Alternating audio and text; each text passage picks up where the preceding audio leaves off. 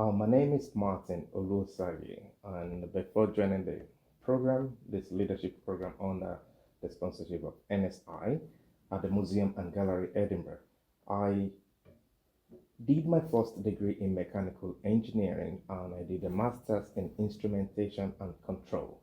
I worked in the oil and gas industry for a couple of years about between 12 and 13 years, a little bit over 12 years. I haven't done that in Norway. I worked in the oil and gas industry in Nigeria as well. Then before I eventually moved to the UK. When I moved to the UK, I worked as a business analyst in a couple of IT establishments. What motivated you to apply for this training? Yeah, what motivated me to apply for this training under the NSI was after the COVID, I saw how much interest I had in working within the tech sector, which is particularly being able to help people. Um, then for the fact that I have worked in the energy industry, I thought I have poisoned the earth enough, and I thought this was an opportunity for me to work in more humane environment where I can use my expertise and translate it to being able to work in other industries. So when I found out about this opportunity, I spoke with NSI and brought my experience to the table and discussed how I might be able to translate my experience into this industry. And two, I know very well that in the museums and galleries in Scotland, it is not a lot of people of ethnic minority background within this sector. And I know very well that within that sector, I will be able to use my managerial skills and knowledge, provide my own perspective within the sector. What experience will you say is most valuable lesson you have learned during this training? This is a tremendous question. I use the word tremendous because I got into the Museum and Gallery Edinburgh, and the first introduction I got from one of the most brilliant minds you have within the sector in Edinburgh, which is Gillian Finlay. I was taken to a museum in Footbridge, and it's called the Queen's Ferry Museum. And the Queen's Ferry Museum was the people were no longer using it as much. The patronage of the visitors were no longer visiting the place as much as it used to be pre-COVID. So when I got into this place, the idea was to refurbish the environment and be able to bring more people into the place. So I saw firsthand how much changes we can do, programs we can write out that will bring people into the place. And so I discussed this with Gillian, who is my manager, and she was interested in this as well. But of course, the council is a whole lot of protocols, it's a whole lot of regulations, so it's a whole lot of things they have to think before they go into the project. But apart from this one, I was redirected into some other areas. But working in this industry in the last 1 year, because it's gonna be 1 year very quickly. I mean, how time flies. I started in May last year. So some of the experience I have learned here, one is being able to, like the program I'm having today, which is a workshop, to be able to draft that workshop. Drafting it, I had to work almost since the beginning of my training here. I've been working with one brilliant mind, Margaret Finlay is her name. I've been working with Susan Cavalli, and I've also been working with Rhea Sloan. These two names, Rhea and Susie, the both of them are the outreach managers, and the two of them I have worked directly under the both of them, and the both of them are very great minds in creating different programs that would help the community or that would bridge the gap between the community and the museum. So I've learned from these two people over the last year. I've also had the opportunity of working with other colleagues within the curatorial department. I've had the opportunity to work with other colleagues within the collection department and within different aspects of the museum. So when I was able to bring all this together, and that's why I was able to create what we're doing here today. Can you describe a memorable experience or challenge you faced during this placement at the museums and galleries? Okay. What if I call it? Yeah, of course it's memorable. Challenge. I don't think I want to call it a challenge because I will call it an opportunity. When I got into the museum, before I got into the museum, I have never teach a primary school, or I've never done a workshop with a primary school or people of very young age. I I have worked as an assistant lecturer part-time to lecture in engineering. I have done some lectures in static and in different aspects of engineering. I've delivered lectures. I'm very good at delivering conferences, seminars, for engineers to train people, training the trainers. I've done a whole lot of that.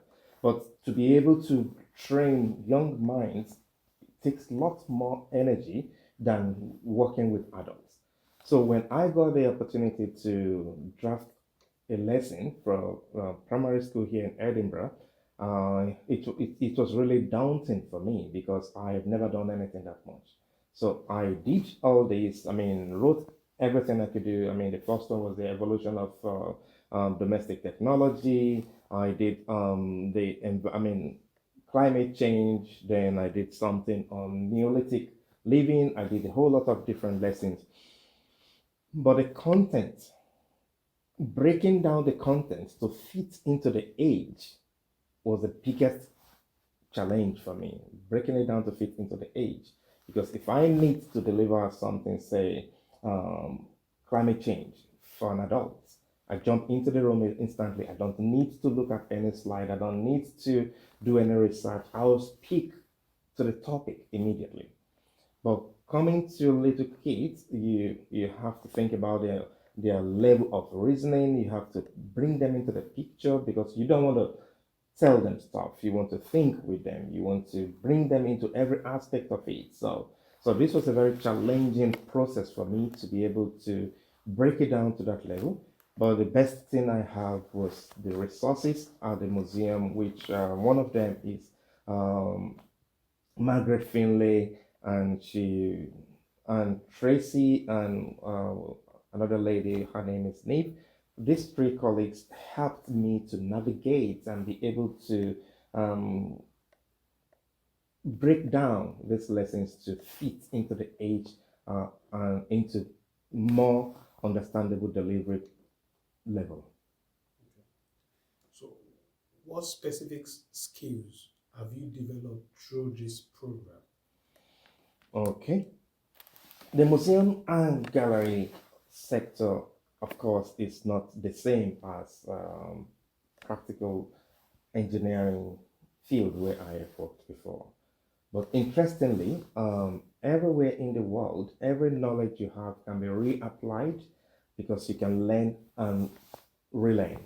So one thing I've been able to learn is how to bring the people, how to relate the people to every material in the museum, and how to manage, how to help bring the museum to the people as well.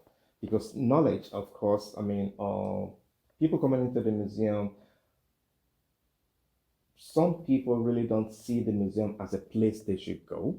So being in the museum for the last 1 year, and hopefully it's going to be for 16 months, has given me the opportunity to have a different perspective of how people should view how to help people to see the museum and become more friendly to using to accessing the museum. So access to the museum is one area I think I have been able to develop the eyes, how to help the people to see the museum in a more friendly manner and make it more usable for a larger audience. That's a very good one. How has this program, have you had the opportunity to work on a major project, exhibition that you can share details? Um, exhibition design is something we have a special department for. But maybe I have not designed, not maybe, definitely I have not designed an exhibition myself, because the department I work just now is called the Access and Outreach Department. What we do in that department is bringing the people to meet the museum and bringing the museum to meet the people. So this is one area we've been doing. But of course, in the process of bringing people to meet the museum, or vice versa, uh, access department, I have speak to items at the museum. So we'll bring in different organizations from different aspects of, I mean, different parts of Scotland to come into the museum, and you curate.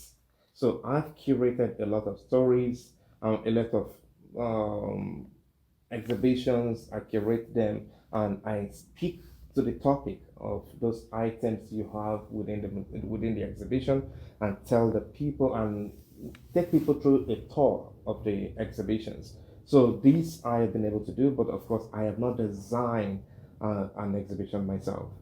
Of course, one thing I have also done, I have an exhibition design which I have drafted, but I have not been able to put it down practically because most of these things require funding. So there's Edinburgh will be 900 years old this year, 2026. Sorry, 2025. I'm being futuristic. In 2025, Edinburgh will be 900 years old. So the Museum and Gallery Edinburgh has put together a lot of programs to mark the 900th anniversary of Edinburgh. So what I have done is I have written up an exhibition which will reflect the influence of the royalty in Edinburgh, the effect of it in the aesthetics or in the architecture of Edinburgh. So how the age has moved from the past 900 years, and how Edinburgh has influenced every other part of Europe, especially the northern part of Europe, and how Edinburgh, through the royalty, has been able to influence other parts of Scotland as well. So I have this exhibition which I have just drafted, but of course, as I said earlier, going into the point of costing this exhibition after costing, because you have to do the costing, you do the budgeting, then before you start looking for funding. So this process I am doing just now. So I am sure if I'm able to get the funding, I should be able to put up an exhibition between the end of May and the first week of July.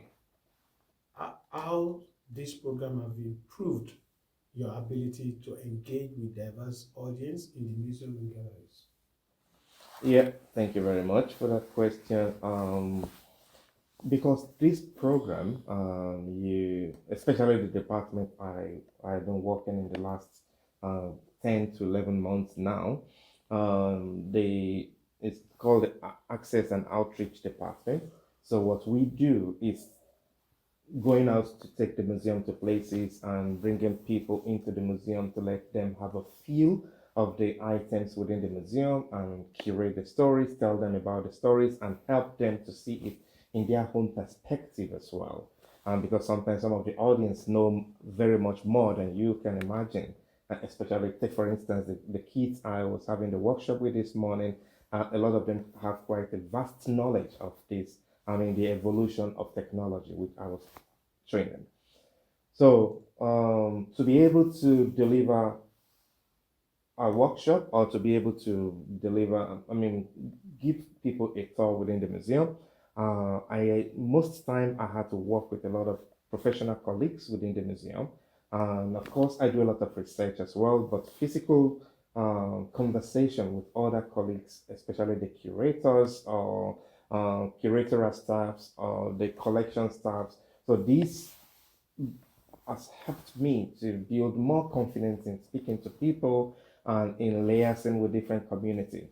Because I mean, if you take the invisible cities, for example, the invisible cities are people who have had different kind of challenges before. Especially some of them could be professionals, but they've gone the way, I mean, done missed their ways, but we're trying to bring them back. And some of them are also aspiring to be tour guides. So the way you deal with them, I mean, the museum is it's an opportunity to deal with everybody. You deal with the most brilliant mind, and you deal with people who would also ask you some very challenging questions. But the ability to be able to manage all these different minds or different questions or different people, it's one thing the museum throws at you, because museum is question itself. It's because it's a preservation, and when stuffs are preserved, then people come in there with different kind of questions and different, different mindsets to interpret those items that have been preserved. In what way has this training shaped your career goals? Many ways. This training has exposed me to see the museum in a very different light than I have ever seen it before. Of course, in Glasgow, for example, we have the Science Museum, where it's one of my most favorite go-to museum. Of course, I'm an engineer, so that's understandable. But the Kelvin Grove Library, the Kelvin Grove Museum is another go-to place for me. But I was visiting those places as visitors. But today, this training has kind of bring me into the museum space more like not like a user, but I see objects in the museum now more closely, and I can easily interpret objects more closely and more than ever than just visiting them. So area like managing items, excuse me, safe handling of items within the museum, how you manage the items, how you preserve the items, how you're able to keep them to make sure they don't get damaged. So, and one other thing that has helped again is the SVQ, which I'm also doing side by side this training. And the SVQ is it's a certification program I am doing that, and that helps me to do more research in the museum management as well.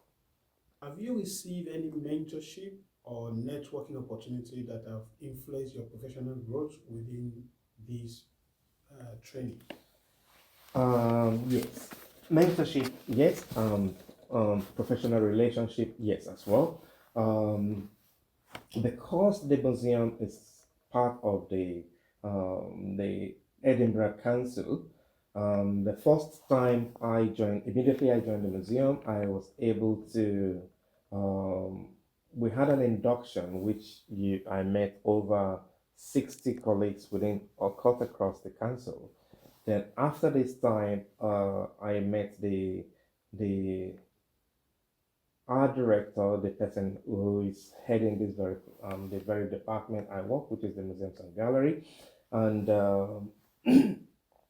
Carl is his name. And so with this, after meeting everybody within the museum, at which I think I practically met everybody, but there are also the SVQ training that I've been having.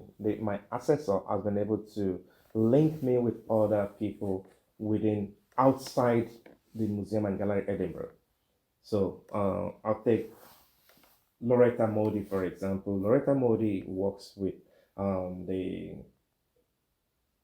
Museums and Galleries Scotland, and she's one of the great resources and one of the great minds within this industry. Of course, she's not my mentor, but of course, I've been able to establish that relationship with her through my SVQ assessor, and my SVQ assessor, her name as well is Jennifer Youngston, and Jennifer has introduced me to so many other people who are also guiding me in how to navigate the industry. Then one other way I've been able to meet other professional colleagues within the museum and gallery is attending conferences and attending seminars.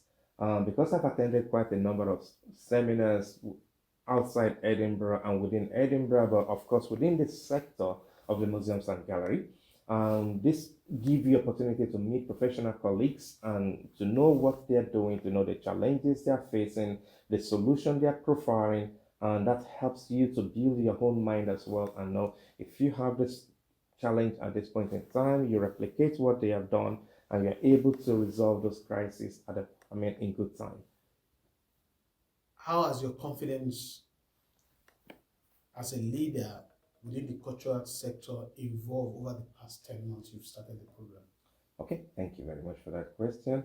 My confidence as leader or a leadership trainee within the sector has evolved in the sense that before I started this training, of course, I am of the Black and ethnic minority, specifically from Nigeria, Africa in general, and people of this ethnic group or the ethnic minority people mostly don't see themselves in the museum.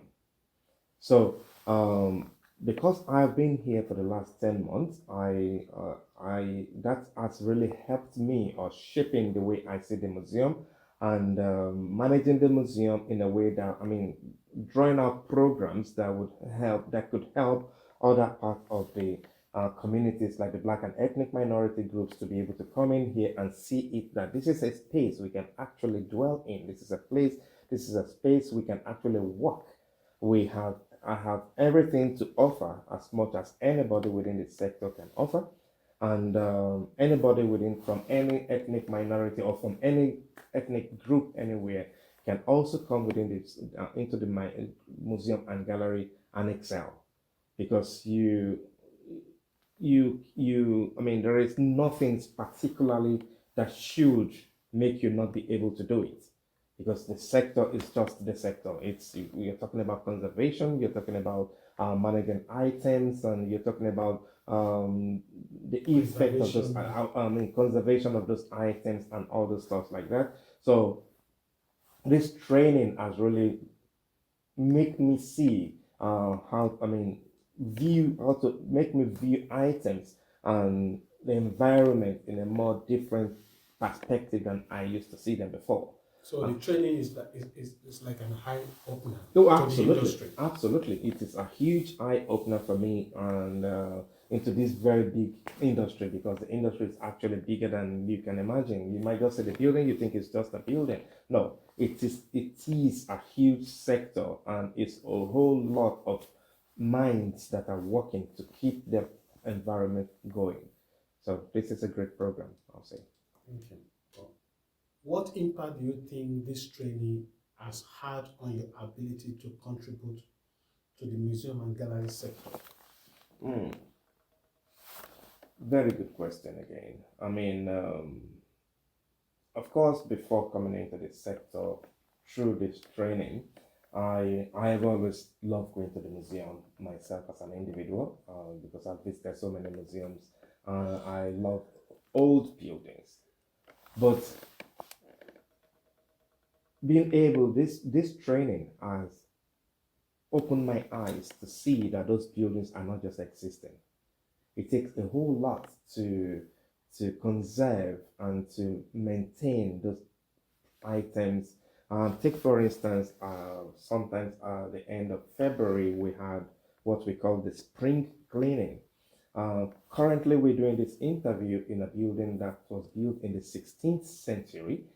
So it's over 500 years old, and it's been modernized in the last 300 years. In the last 200 years, it's been modernized, but it's been passed over to the Museums and Galleries Scotland by Mr. and Mrs. Reeds, who donated it to the public, to the Edinburgh Council, and we got it from the Edinburgh Council as one of our properties to manage. So items within this building are very old. Most of them are over 100 years old. So to be able to conserve those items takes a lot of expertise. So during the spring clean, for example, which we did at the end of February, that exposed me to how to manage those items, how to conserve those items, and how to keep those items alive continuously. So this program has been, a eye opener to the industry, to the sector particularly for me. Have you been able to apply what you have learned to the real world museum gallery work? Okay, that's a very good question. I've not been able to apply because I work, I'm still on the training. So I hope I am looking forward to being employed in any other museums around the world. What advice will you give to the future trainee considering this program? Yeah, the future trainees considering to go through this program should be ready from day one to be open-minded because it might be a completely different environment for you because you might not have any background in art or in conservation of items, but whatever you're bringing in, if you're ready to relearn, the sector is a huge one, and I would only tell anybody to be positive minded when you come in here. Thank you. If you could change or improve one aspect of this training, what would it be? If I would change, okay, one good thing I must say because of course I live in Glasgow today, so which means I had to commute to Edinburgh 4 times a week. Um, to be honest, that is it's a lot of challenge. Apart from the cost of commuting, it tells physically and mentally on you when you're traveling that much for 365 days of a year and plus another 2 months. So if if students are be able to be located say 20 minutes or 30 minutes away from the training place, that will help a whole lot because you don't have to commute over 1 hour or 1 hour 20 minutes if you're using the buses, and if you're using the train it will be about an hour to your training place. So the distance to the training place is one thing we must consider. Apart from that, this any human who is positive minded can come into the museum and galleries and excel because the opportunities are wide. What will it be your next step initiative after completing this program? Okay. My next step initiative after completing this program, according to the group, the industry, the company, the organization that sponsored me, the next step I'll be taking would be to look deep generally into the sector, into the museum and gallery sector in Edinburgh and all over the UK, for example, and see where the openings are. These openings are not as, may not be as, see where the opportunities are and how I can apply myself to the opportunity. And of course, if those opportunities are not coming very soon, because I know it could be challenging, I am hoping to volunteer in some places so I don't lose touch of this environment. Of course, I hope immediately to be able to find a job within the sector and start working instantly. But if that did not come, I'm not just going to go away from it because I spent the last 1 year or 1.5, thereabouts in doing this training. So I'm definitely going to be walking around the sector. But I know there are openings everywhere in Scotland that might be suitable for me. What will you see yourself contributing to the museum and gallery sector in the future? Largely, access is one major problem within this sector. Access, how people use the environment. There is physical access, which was one of the major things I've always considered how to make people be able to use the place physically. Say the people who are physically challenged or challenged in any other ways to be able to access the place. So access is one area, but access goes beyond physical. How the people view the museum is another way of access. How the people, how different communities are able to use the museum is another way of access one has to think. How to make the museum adaptable for people from every walks of life, for them to be able to see themselves in the museum, which is one thing I have learned in the last 1 year, and I am sure that is one strength I'll be bringing to any organization, how you can help your community or different communities around the museum to see themselves as part of the museum. So that is one major thing I'll be bringing to anybody. Thank you very much for having me today. Thank you for your time. I really appreciate it. Okay, thank you so much, Ibrahim. Thank you for doing this interview. And I must say very huge thanks to NSI, the Next Step Initiative, for the beautiful work they've been doing and for creating this opportunity for me to be able to come into this industry. Not just myself, it's a number of people that have been able to come and see the museum in another light. So thank you so much to NSI. Thank you to your sponsors as well. All the sponsors you have, especially the ones that are sponsoring this very program, I say great thanks to you. And I must not forget to thank my host organization, which is the Museums and Gallery Edinburgh.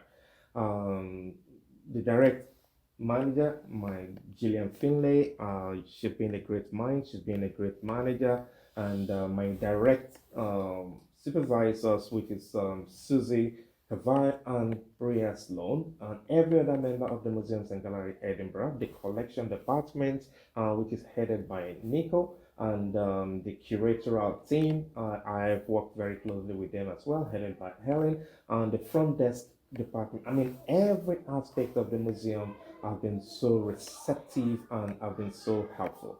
The very building we're standing today, the groups that are managing it, is headed by Margaret Finlay, and she's seconded by Tracy and Eve, and a whole lot of other volunteers that work up here.